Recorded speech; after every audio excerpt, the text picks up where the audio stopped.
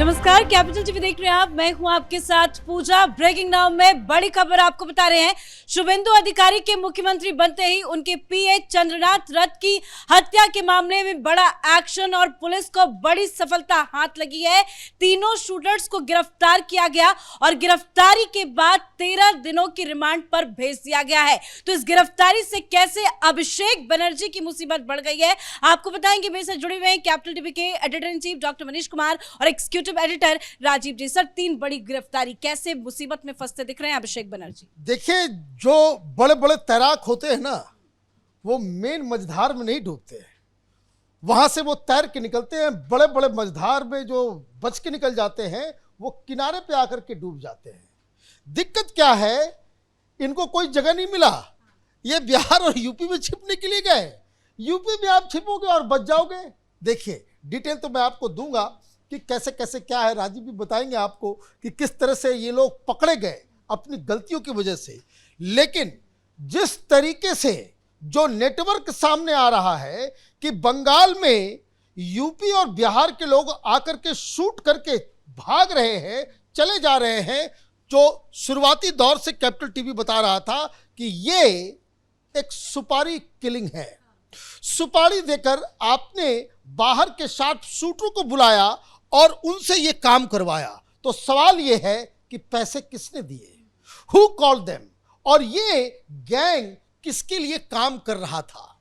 अब इस चीज को समझना जरूरी है कि झारखंड, बिहार, उड़ीसा और बंगाल, यहां जो माफिया काम करते हैं, चाहे वो बालू माफिया हो, चाहे वो कोल माफिया हो, चाहे वो ड्रग माफिया हो, चाहे वो कैटल माफिया हो, ये लोग राइवलरी के चक्कर में इस तरह के गैंग्स को पालते हैं। और ये कोई बता रहा है कोई चंदन मिश्रा गैंग है।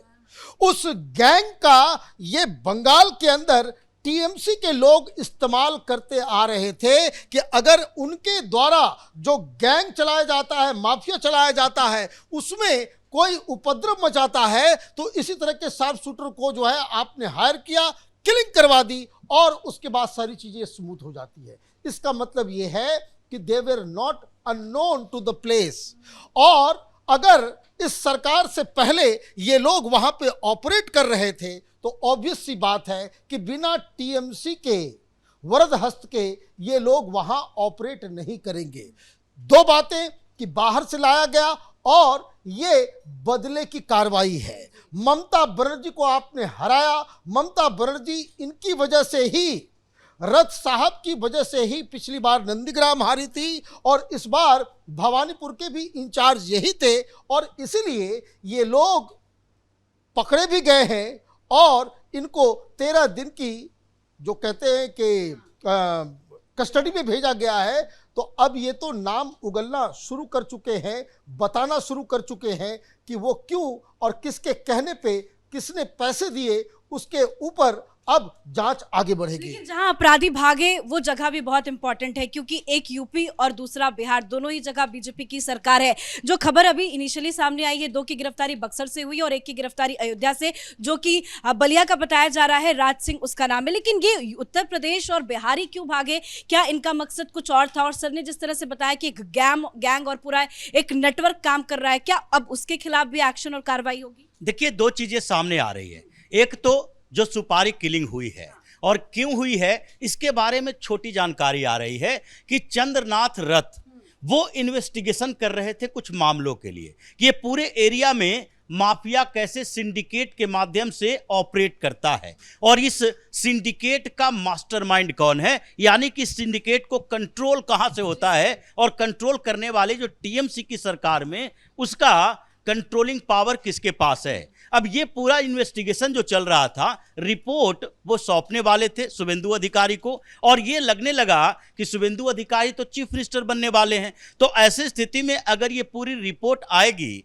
तो उसके बाद क्रैकडाउन शुरू होगा, और क्रैकडाउन शुरू होगा तो सबको पता है ये 24 परगना से लेकर झारखंड के उन एरिया तक जहां माइनिंग माफिया काम करता है, जहां कोल माफिया काम करता है, जिस कोयले घोटाले की अभी ईडी इंक्वायरी कर रही है, उसमें हुआ तो यही था कि वहां से कोयला उठाया जाता था, ब्लैक मार्केट में बेचा जाता था, एंट्री की जाती थी और पैसे का बंदरवाट होता था। और उसमें अभिषेक बनर्जी का सीधा हाथ माना जाता है, क्योंकि ये जो अशोक मिश्रा गिरफ्तार हुआ, ईडी ने पूछताछ की तो उसने सीधे तौर पर बताया जो पैसे दिए गए थे वो अभिषेक बनर्जी का राइट हैंड है, एक और दूसरा विनय मिश्रा, जिसने इन लोगों को बताया था कि पैसे कहां कहां किसे किसे देना है, और आईपैक को भी पैसा देने के लिए इन्हीं लोगों ने कहा था। तो ये जो कोल माफिया चल रहा था, सैंड माफिया, माइनिंग माफिया और पूरा सिंडिकेट जो ऑपरेट किया जा रहा था, उसी के ऊपर ये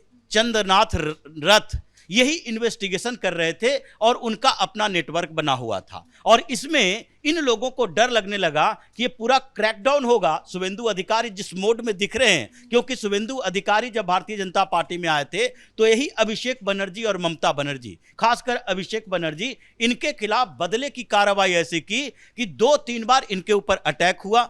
उसके बाद इनके खिलाफ मुकदमे दर्ज किए गए और इसलिए सेंट्रल गवर्नमेंट की तरफ से शुभेंदु अधिकारी को सुरक्षा दी गई थी। ये बंगाल गवर्नमेंट की तरफ से तो सामान्य सुरक्षा थी, जो 3-4 गार्ड्स होते हैं पुलिस के, लेकिन सेंट्रल गवर्नमेंट दिल्ली से उनकी सुरक्षा सुनिश्चित की गई थी। और इसी बात को लेकर डर लग रहा था इन लोगों को। तो इन लोगों ने 2 तरीके अपनाए कि पश्चिम बंगाल का अगर शूटर होगा, यही के लोग होंगे, यही का गैंग होगा, तो फिर पॉलिटिकल परेशानी भी बढ़ेगी।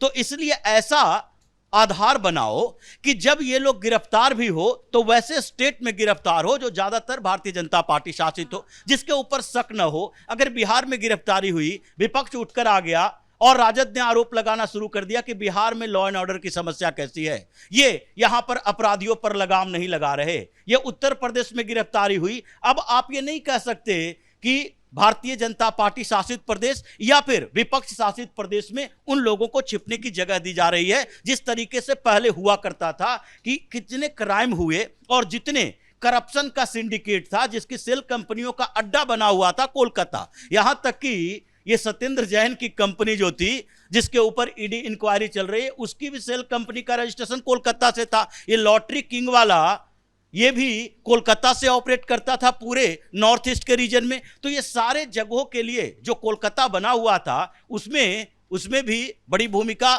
ये अभिषेक बनर्जी की ही रही थी। तो ये सारा मामला कहीं ना कहीं पॉलिटिकल वेंडेटा के साथ साथ ये दिख रहा है कि राजनीतिक बदले की भावना तो थी ही, लेकिन इनको डर लग रहा था कि आगे भारतीय जनता पार्टी की सरकार बनने के बाद हम लोग नपने वाले हैं, इन्वेस्टिगेशन उसी दिशा में है। तो जो इन्वेस्टिगेट करके रिपोर्ट तैयार कर रहा है, पहले उसको खत्म करो ताकि हमें कुछ और समय मिल जाए अपने इन सिंडिकेट को व्यवस्थित करने का। हालांकि बहुत दिनों से रेड चल रही थी, 6 तारीख को हत्या की गई थी, बहुत बड़ी सफलता ये पुलिस की है मानी जाए।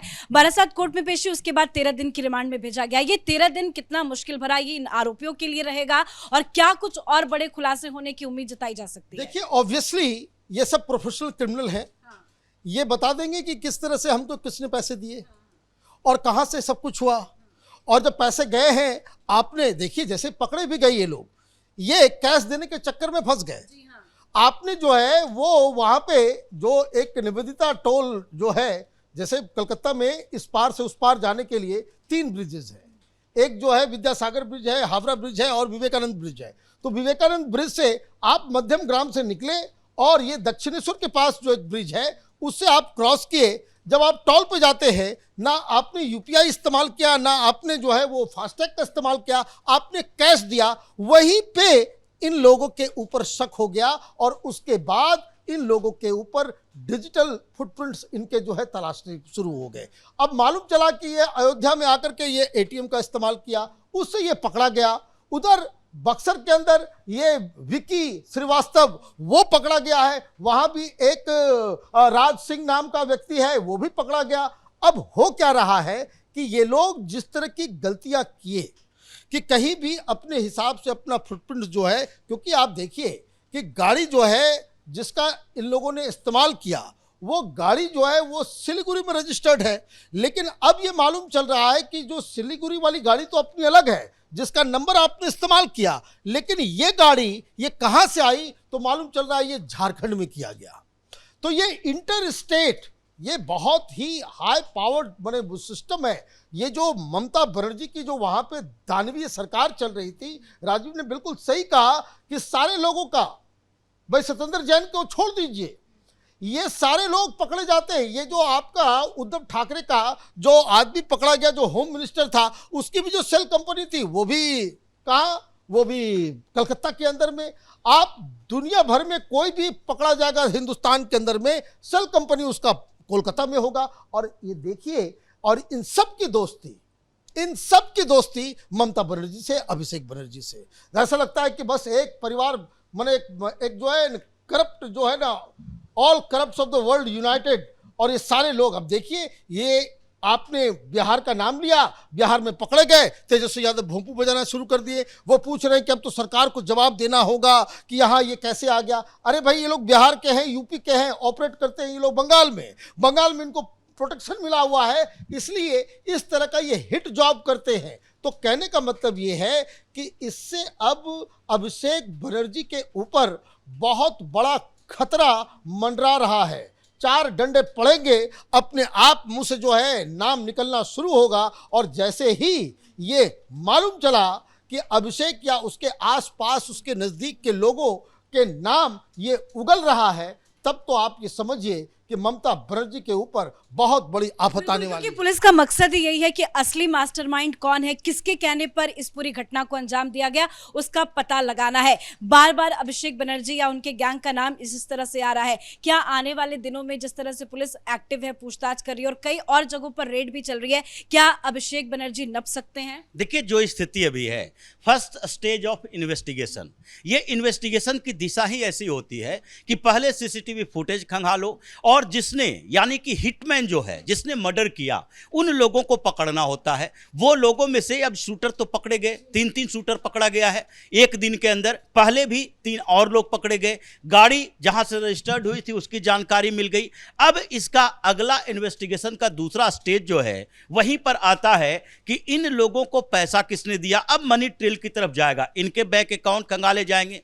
अगर कुछ लोगों ने कैश दिया होगा तो कैश अगर कुछ पकड़ा गया तो उन नोटों के नंबर देखे जाएंगे, वो कहां से विड्रॉ हुआ उसकी जानकारी ली जाएगी। तो अगला स्टेप जो होगा मनी ट्रेल का, वहीं पर से ये मास्टरमाइंड पकड़े जाते हैं। क्योंकि जो भी सुपारी देने वाला व्यक्ति है वो खुद सुपारी देता है या फिर तीसरे पर्सन से दिलवाता है, उसके बाद वो पीछे हट जाता है, वो ग्राउंड पर तो जाता नहीं है। तो पहले ग्राउंड पर जिन लोगों ने ऑपरेशन किया, यानी कि जिन लोगों ने गोली मारी, वो लोग तो अब गिरफ्तार हो चुके हैं। अब उसकी अगली कड़ी ये मिडिलमैन की होगी। अचानक से तो ऐसा नहीं होगा कि अभिषेक बनर्जी तक कड़ी पहुंच जाएगी, लेकिन अगली कड़ी जो होगी वो मिडिलमैन, जिसने सुपारी के लिए व्यवस्था की, जिसने मिलवाया, और उसके बाद अगला उससे ऊपर का स्तर होगा जिसने पैसा दिया, और फिर ये पैसा देने के लिए किसने बोला, ये लास्ट कड़ी होगी। तो यानी लग तो रहा है कि जिस